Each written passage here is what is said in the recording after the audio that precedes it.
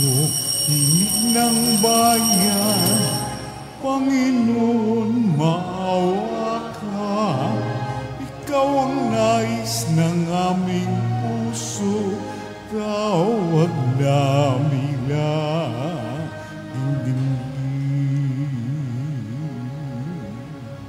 sa'yo kami dumarayo, sa'yo umaasa. Ang tulong mo at pagtingin, pamawi sa dilim. Dingin mo, tinig ng bayan, Panginoon, maawa ka. Ikaw ang nais ng aming puso, tawag namin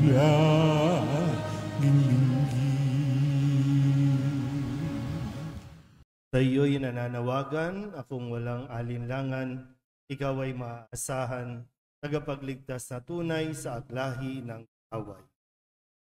Sa ngalan ng Ama at ng Anak at ng Espiritu Santo. Amen. Ang pagpapala ng ating Panginoong Hesukristo, ang pag-ibig ng Diyos Ama, at ang pakikipagkaisa ng Espiritu Santo naway sumainyong lahat. At sumaiyo rin.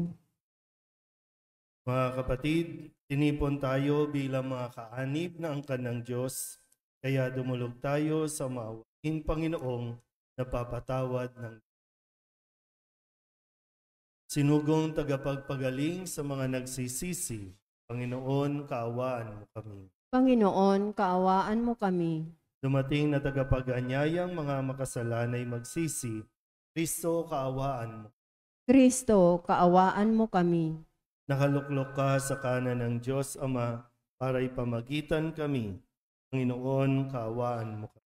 Panginoon, kaawaan mo kami. Kaawaan tayo ng makapangyarihang Diyos, patawarin tayo sa ating mga kasalanan at patnubayan tayo sa buhay na wala. Amen. Manalangin tayo. Ama naming makapangyarihan, gawin mong kami maging masigasig sa paghihintay sa anak mong darating. Sa kanyang pagkatok, siya naway aming mapatuloy, sapagkat siya ang pinananabikan namin sa aming pagdalangin. Sa pamamagitan niya, kasama ng Espiritu Santo, magpasawalang hanggan. Amen. Maupo po ang lahat.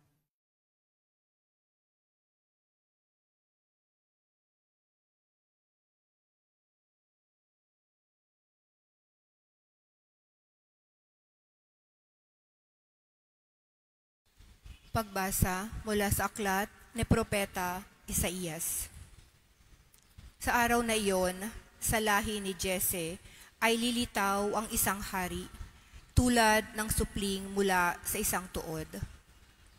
Mananahan sa kanyang espiritu ng poon, bibigyan siya ng katalinuhan at pagkaunawa, ng kaalaman at kapangyarihan, ng karunungan at takot sa Panginoon. Kagalakan niya ang tumalima sa poon. Hindi siya hahatol ayon sa nakikita o batay sa narinig sa iba.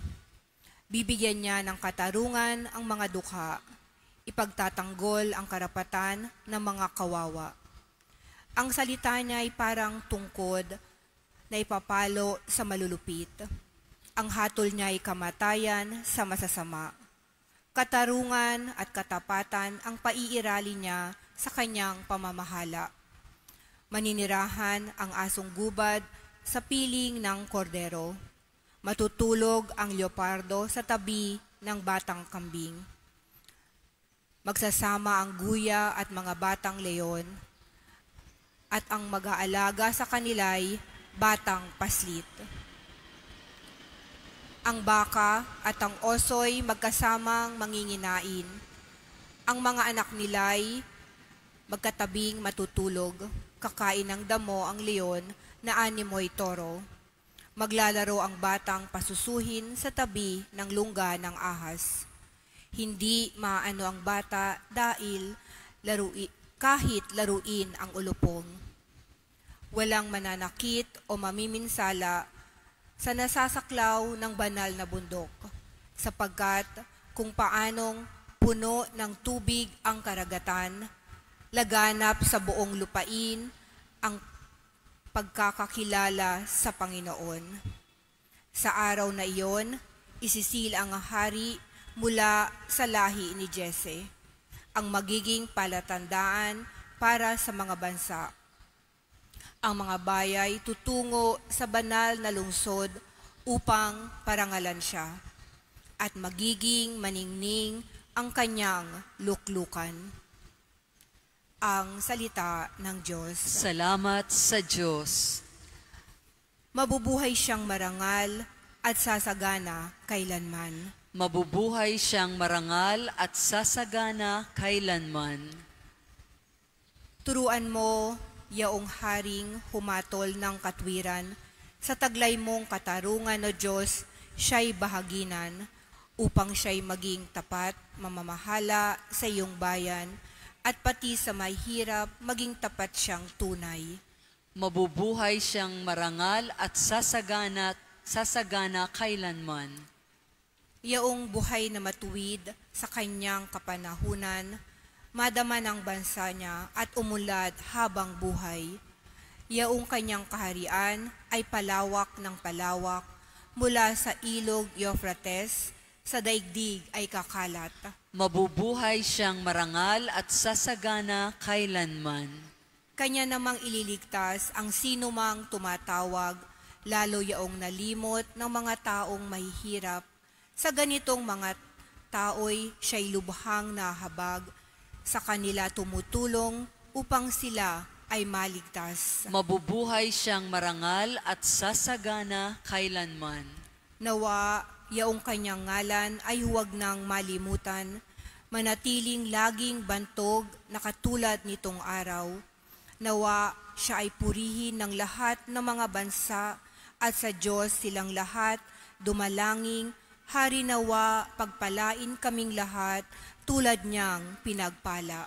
Mabubuhay siyang marangal at sasagana kailanman.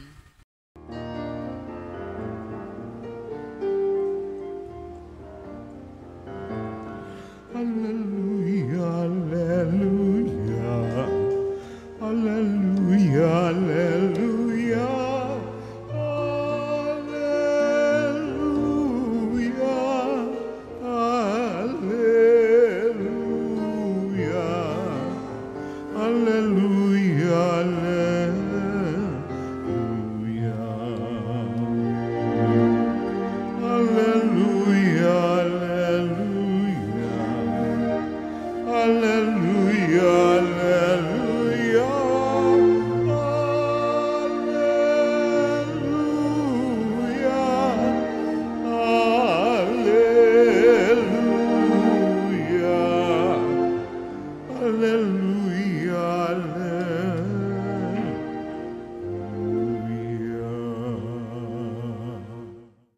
Sumainyo ang Panginoon. At sumaiyo rin. Ang mabuting balita ng Panginoon ayon kay San Lucas. Papuri sa iyo, Panginoon.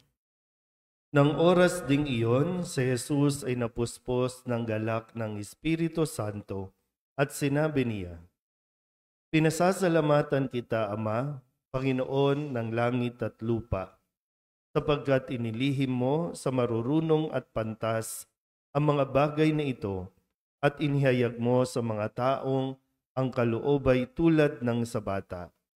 Oo, Ama, sapagkat gayon ang ikinalulugod mo. Ibinigay sa akin ng aking Ama ang lahat ng bagay. Walang nakakakilala sa anak kundi ang Ama, at walang nakakakilala sa Ama kundi ang anak, at yaong marapating pagpahayagan ng anak." Umarap si Jesus sa mga alagad at sinabi na di naririnig ng iba, "Mapalad kayo sapagkat nakita ninyo ang inyong nakikita ngayon. Sinasabi ko sa inyo, maraming propeta at mga hari ang nagnasang makakita ng inyong nakikita, ngunit hindi nila nakita. Hinangad din nilang mapakinggan ang inyong naririnig, ngunit hindi nila napakinggan." Ang mabuting balita ng Panginoon. Pinupuri ka namin, Panginoong Heso Kristo. Isang mapagpalang umaga po sa inyong lahat. Ngayon po ay Martes para sa unang linggo sa panahon ng pagdating o Adbyento. At sa umagang ito, sinimulan natin pakinggan ang salita ni Jesus ng punong-puno ng pasasalamat. Sabihin niyo nga po, salamat Panginoon. Sana po ito rin yung una nating naiisip, una nating nabibigkas na magpasalamat sa Diyos. Pagmulat pa lang ng mata, sana nasabi natin na salamat sa Diyos. Dahil yun lang talaga yung dahilan para tayo po ay patuloy na mabuhay pa sa mundong ito at ipinapahintulot pa ng Panginoon na magkaroon pa ng pagkakataon na tayo po ay kumilala sa Kanya o mas makilala pa natin siya. Sa Ebanghelyo, sabi dito, pinasasalamatan ni Jesus ang Kanyang Ama dahil sa mga bagay na ipinaliwanag o ipinakilala sa mga tao. Isang pasasalamat o isang biyaya ang makilala ng tao ang Diyos. Kasi wala tayong question doon sa kung kilala ba tayo ng Diyos. Dahil sa umpisa pa lang, alam naman ng Diyos, dahil siya ang lumikha sa atin, alam niya tayo po ay mabuti. Kaya nga nilikha tayong kawangis ng Diyos. May kabutihan tayong taglay. Hindi lang madalas nakikita ng tao ang kabutihan niya mismo, lalo tigit ang kabutihang ginagawa ng Diyos sa Kanya. Kung kaya't nakakalimutan ng tao ang magpasalamat. At dahil sa dami ng problema o ang madalas na makita ng tao ay ang problema at ang kawalan ng mga material na bagay sa buhay niya, kung kaya't imbis na magpasalamat, reklamo ng reklamo sa Diyos. Ano po ba yung hindi nyo nakikita pero nandiyan dyan na dapat ninyong ipagpasalamat?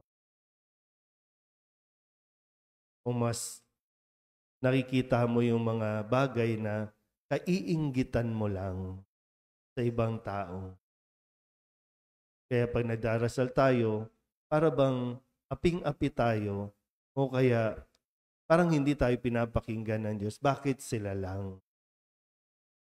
Anong meron ka? Kasi lahat tayo meron, di ba? Kung maalala nyo po, yung mga talinghaga na ibinigay ni Jesus sa atin bago matapos ang pangliturhiya sa kalendaryo ng simbahan, ang sabi naman niya, ang lahat ay binigyan ng biyaya ayon sa kanilang kakayahan. Pinagkatiwalaan naman tayo. Yun nga lang, ginamit ba natin sa tama? Pinahalagahan ba natin iyon? At ngayon, para bang, bakit hindi ako biniyayaan ng Diyos? Bakit sila mayaman?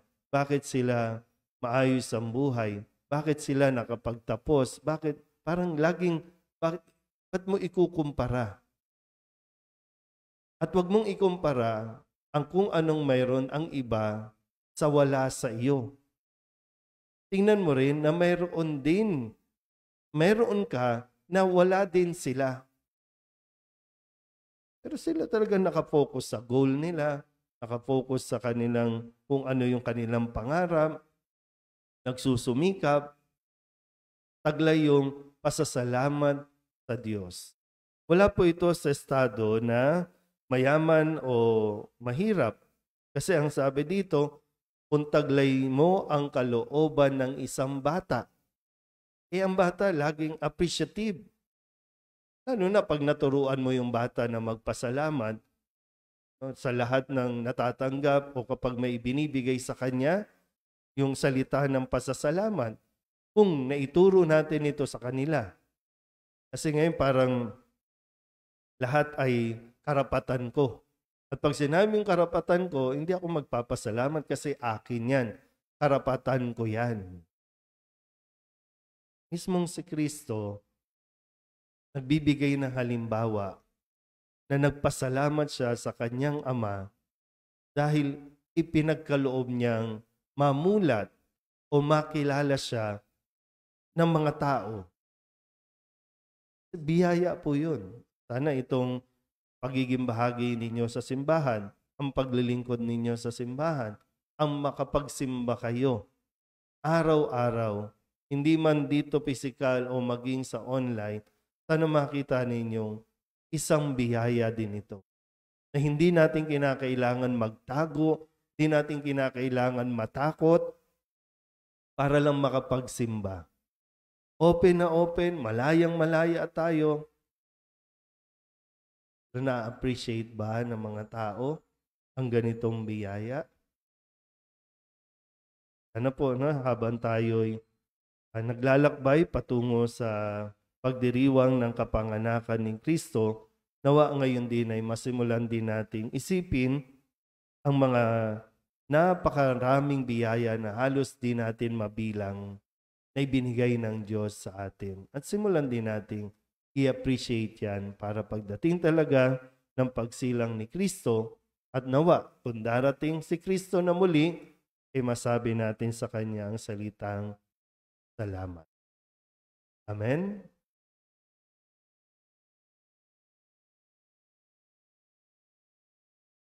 Inihahayag ng Ama ang mga hiwaga ng kaharian sa mga maliliit.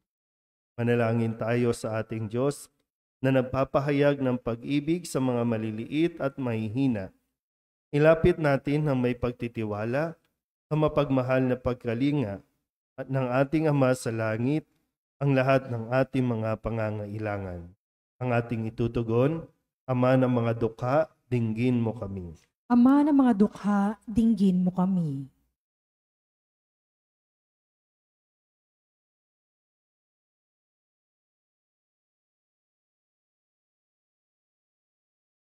Ang mga naglilingkod sa simbahan bilang mga obispo, pari at laikong tagapaglingkod, naway magpahayag ng kagandahang loob at pag-ibig ng Diyos, lalo na sa mga dukha. Manalangin tayo sa Panginoon. Ama ng mga dukha, dinggin mo kami. Ang mga pinuno ng pamahalaan, naway higit na magpagtuunan ng pansin ang mga pangangailangan ng mga pinakaabang mamamayan. Manalangin tayo sa Panginoon. Ama ng mga dukha, dinggin mo kami. Ang mga bata, naway makilala ang Diyos sa pamagitan ng ating mga pagtuturo at halimbawa. Manalangin tayo sa Panginoon. Ama ng mga dukha, dinggin mo kami. Ang mga may sakit, naway makatagpo ng ginhawa at kagalingan sa pag-aaruga at pag-aalala ng nangangalaga sa kanila. Manalangin tayo sa Panginoon. Ama ng mga dukha, dinggin mo kami. Ang mga namayapa na ay makaranas nawa ng walang katapusang kaligayahan sa kaharian ng Diyos. Manalangin tayo sa Panginoon. Ama ng mga dukha, dinggin mo kami. Idulog din natin sa Panginoon ang ating mga personal na kahilingan at mga panalangin para sa ating mga pamilya. Kasama ang lahat ng mga intensyon ng mga nanonood sa online at ng mga misang pasasalamat, special na intensyon, agarang paggaling ng mga may sakit, ang lahat ng mga kaluluwa na hinihiling na ipagdasal sa misa.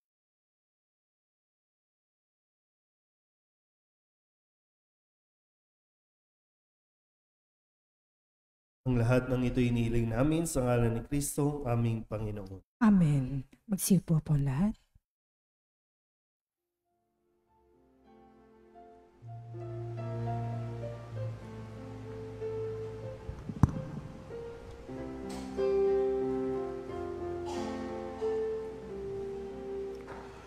Narito ng aming alay, ang alak at tinapay, sa gisag at bunga ng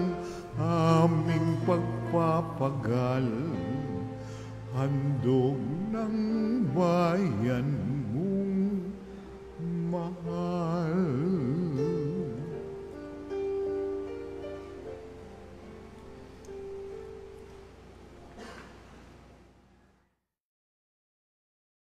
Manalangin kayo mga kapatid upang paghahain natin ay kalugdahan ng Diyos sa mga makapangyarihan.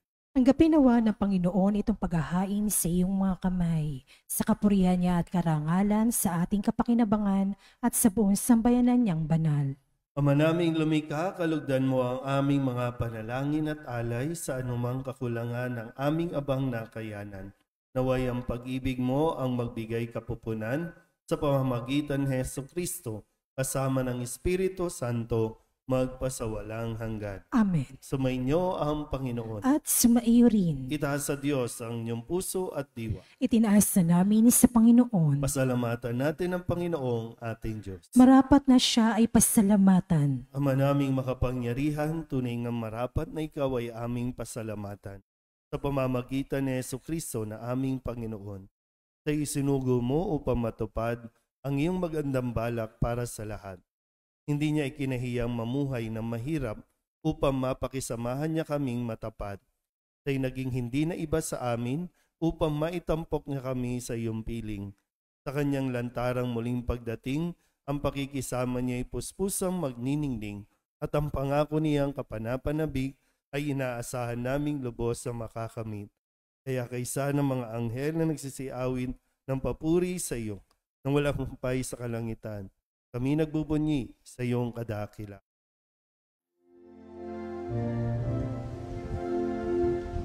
Santo, Santo, Santo, Panginoong Diyos na makapangyarihan, napupuno ang langit at lupa ng kalwalhatian mo. Hosana sa kaitaasan, pinagpala ang naparirito sa ngalan ng Panginoon. Hosana sa kaitaasan. Ama naming banal, ikaw ang bukal ng tanang kabanalan.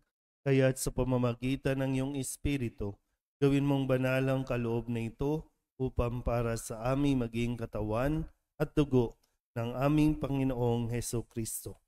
Bago niya pinagtiis ang kusang loob na maging handog, hinawakan niya ang tinapay, pinasalamatan kaniya. Pinaghati-hati niya iyon, iniabot sa kanyang mga alagad at sinabi, tanggapin ninyong lahat ito at kanin, ito ang aking katawan na ihahandog para sa iyo.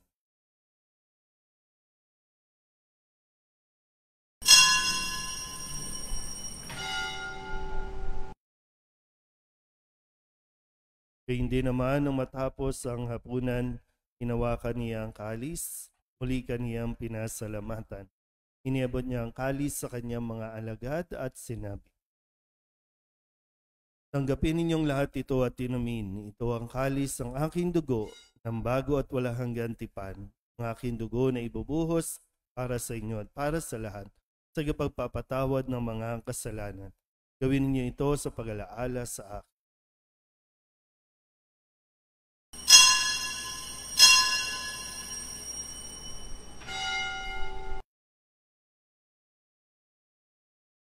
Ipagbunyi natin ang misteryo ng pananampalataya. Si Kristo'y namatay, si Kristo'y nabuhay, si Kristo'y babalik sa wakas ng panahon. Ama, ginagawa namin ngayon ang pag-alaala sa pagkamatay at muling pagkabuhay ng iyong anak, kaya tiniaalay namin sa iyo ang tinapay na nagbibigay buhay at ang kalis na nagkakaloob ng kaligtasan. Kami nagpapasalamat dahil kami iyong minarapat na tumayo sa harap mo para maglingkod sa iyo.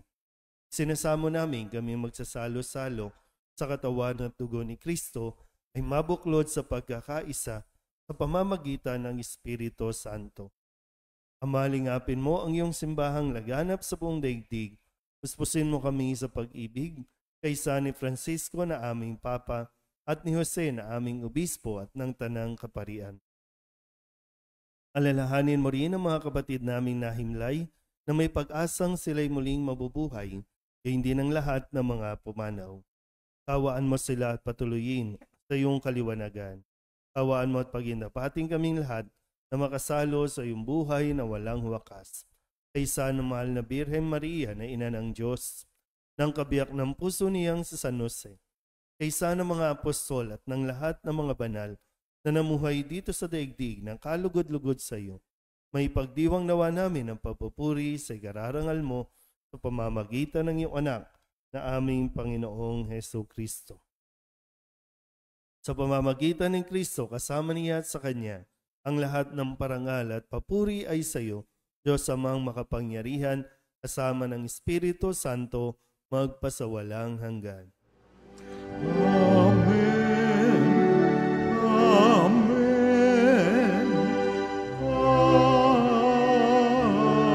Amen. Sa tagubilin ng manakagagaling na utos at turo ni Jesus sa Panginoon natin at Diyos, ipahayag natin ang lakas loob.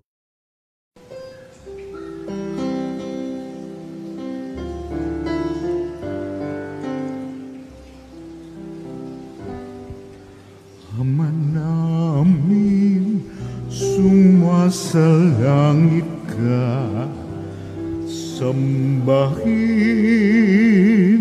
ang ngalan mo, mapasamin ang kaharian mo, sundin ang loob mo dito sa lupa para ng sa langit. Bigyan mo kami ngayon ng aming kakanin sa araw-araw at patawarin mo kami sa aming mga sala para ng pagpapatawad namin sa nagkakasala sa amin, at huwag kaming ipahintulot sa tukso, at tiadya mo kami sa lahat ng masama.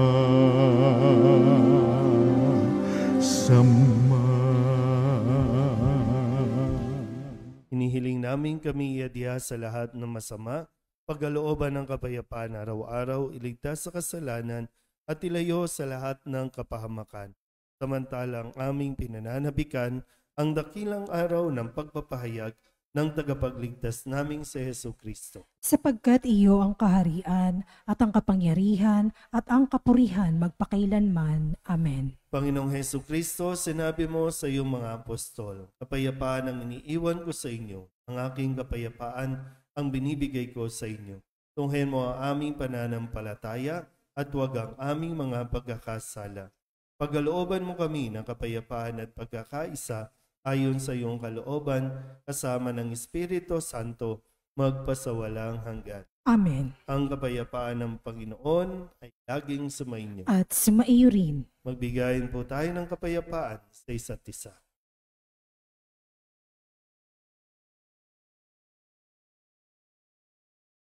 Kordero ng Diyos na nag-aalis sa mga kasalanan ng sanlibutan, maawa ka sa amin.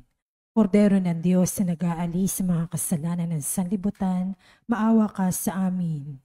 Kordero ng Diyos na nag-aalis sa mga kasalanan ng sanlibutan, ipagkaloob mo sa amin ang kapayapaan. Magsilod po lahat.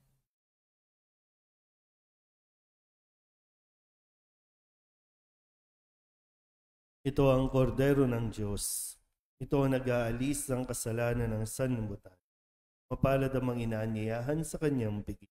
Panginoon, hindi ako karapat-dapat na magpatuloy sa iyo, Ngunit sa isang salita mo lamang ay gagaling na ako.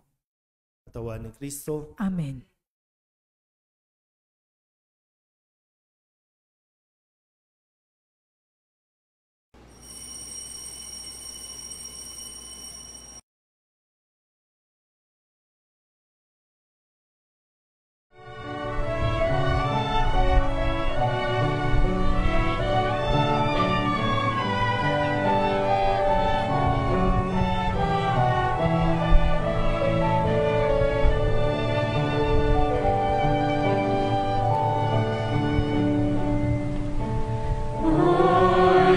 Listen to the Lord, will listen to the voice of His people, serve them with all my heart. I will listen to His words and call upon the Lord for His people to live in faith and truth and in love.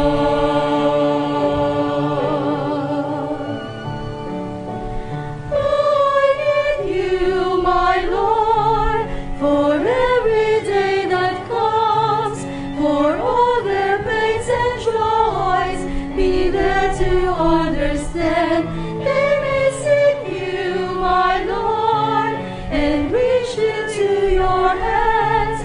May you comfort their sorrows and heal their wounded hearts. I will listen to the Lord, will listen to the voice of His people, serve them with all my heart.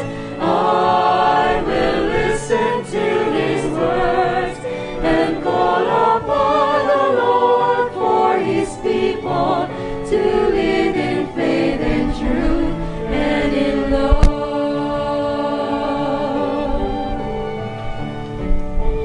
I will in you, my Lord, show them your truth and love. When darkness overs them, your light shines from above. I will be there, my Lord, to lead at your command. Together at one table, feed them the bread of love.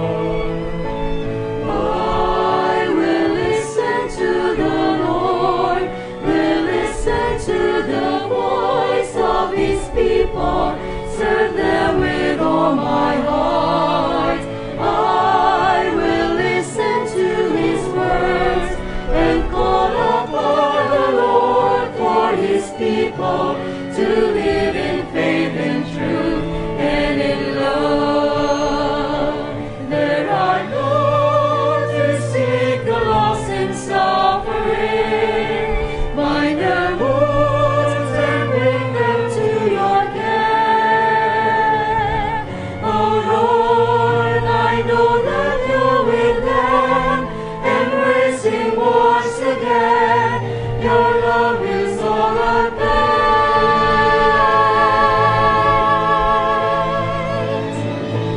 I will listen to the Lord, will listen to the voice of His people, serve them with all my heart.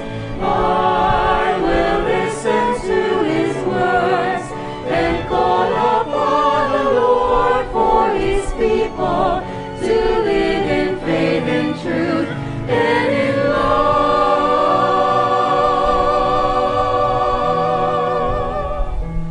I will listen to the Lord and call upon the Lord for His people to live in faith and truth and in love.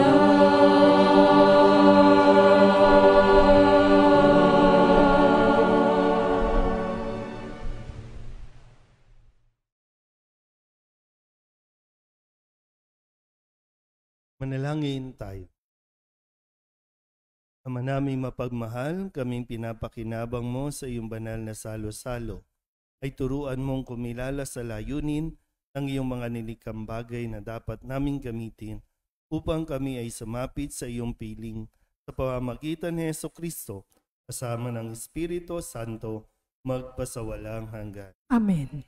Sumainyo ang Panginoon. At sumaiyo At rin. pagpalain kayo ng makapangyarihang Diyos, Ama at Anak, Espiritu Santo. Amen. Tapos sa banal na misa, humayo tayo sa kapayapaan ni Kristo. Salamat sa Diyos. Magandang umaga.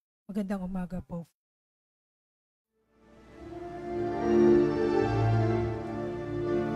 Kung pag-asa tayo'y maghihintay sa ating Diyos na may pagliligtas at kay Jesus na siyang tanging gabay ng mga taong humahanap ng landas, tayo't hanapin ating kaligtasan. Tanging kay Jesus ay matatagpuan. Ang panahong ito dapat paghandaan sa pagsalubong kay Jesus kahit kailan. Kung pag-asa tayo'y maghihintay sa ating Diyos na may pagliligtas at kay Jesus na siyang tanging gabay ng mga taong humahanap ng landas, ng mga taong humahanap ng landas.